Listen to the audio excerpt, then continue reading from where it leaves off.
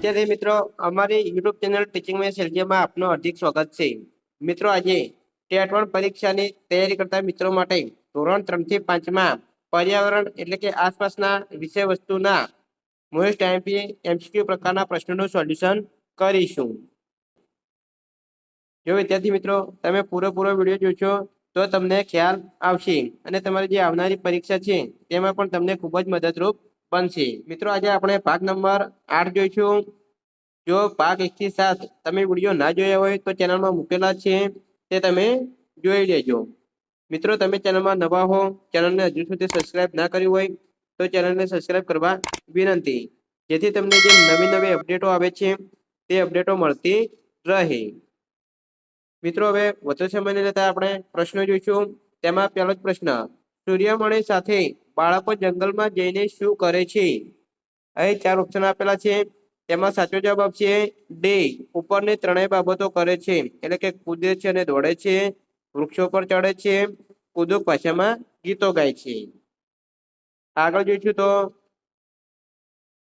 વાંચતા શીખવા માટે જંગલો પુસ્તકો જેટલા જ મહત્વના છે. આ વાક્ય કોણ બોલે છે? સાચો જવાબ આપશે બે, સૂર્યમણિ.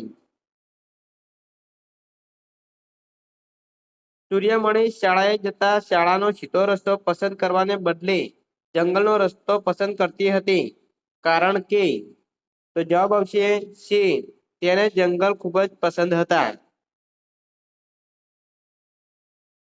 જંગલો આપણી સહિયારી બેંક છે એટલે શું? સાચો જવાબ આવશે સી, જંગલો પર આપણા બધાનો હક છે.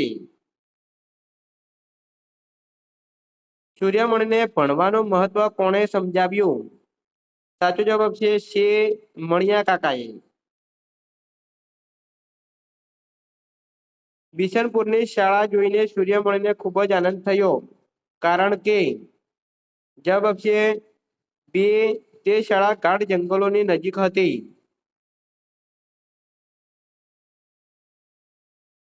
સૂર્યમણિએ વાસવી દીદી અને બીજાઓની મદદથી કેન્દ્ર ખોલ્યું.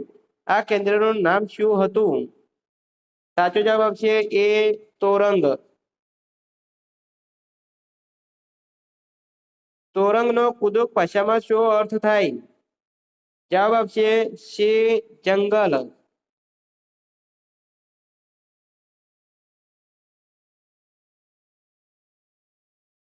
અન્યાય થયેલા લોકો માટે સૂર્યમણિ શું કરતી હતી? સાચો જવાબ આપશે બે, તેમના હક માટે લડતી. નીચેનામાંથી કયા રાજ્યની સીમા દરિયા કિનારે આવેલી છે? સાચો જવાબ આપશે ડે, ઓડિશા. ધૂમ કૃષિની પદ્ધતિ નીચેના પૈકી કયા રાજ્યમાં પ્રચલિત છે?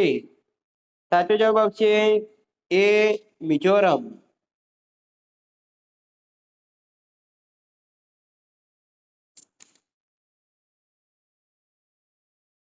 દર રવિવારે સૂર્યમણિ બાળકોને જંગલમાં લઈ જાય છે.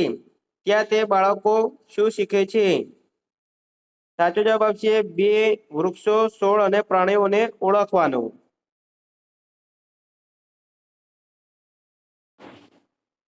વનવાસીઓ વિશેની નીચેની કઈ બાબત સાચી છે? સાચો જવાબ આપશે ડી, ઉપરની ત્રણેય બાબતો. અમે જંગલના લોકો છીએ, અમારું જીવન જંગલો સાથે જોડાયેલું છે. જો જંગલો ન હોય તો અમે રહી શકીશું નહીં. ઉપરની ત્રણેય બાબતો સાચી છે. ઝૂમ કૃષિમાં કેવા પ્રકારના ખાતરનો ઉપયોગ કરવામાં આવે છે? જવાબ આપશે બે, અનિચ્છનીય છોડને બાળીને મળતી રાખનું ખાતર. કયા રાજ્યના લોકોનું ચેરાવ નૃત્ય જાણીતું છે? સાચો જવાબ આપશે એ, મિઝોરમ.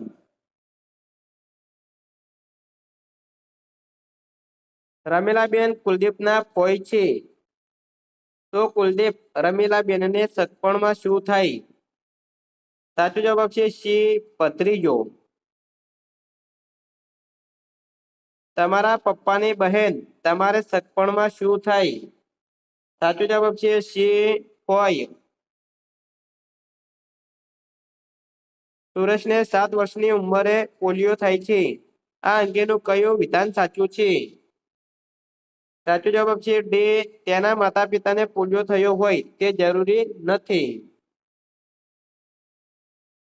પોલિયો શાનાથી થાય છે? સાચો જવાબ છે સી, વાયરસથી.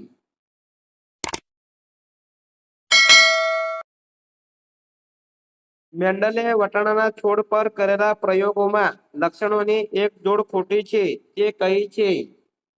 સાચો જવાબ છે ડે, ફૂલ વાદળી કે લાલ.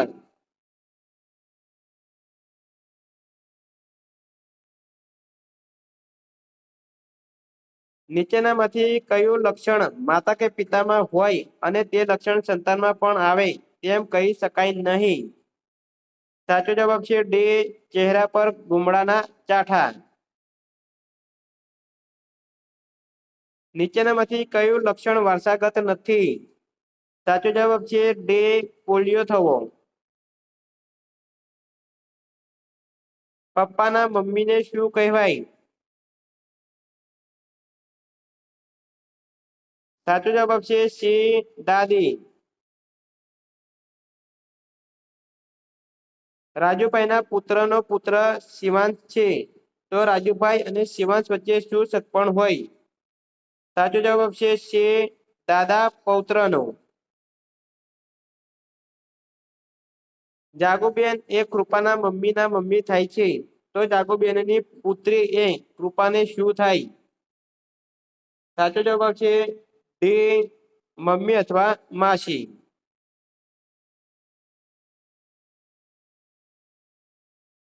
કયા વૈજ્ઞાનિકે વટાણાના છોડમાં કેટલાક લક્ષણો જોડીમાં હોય એ શોધી કાઢ્યું હતું?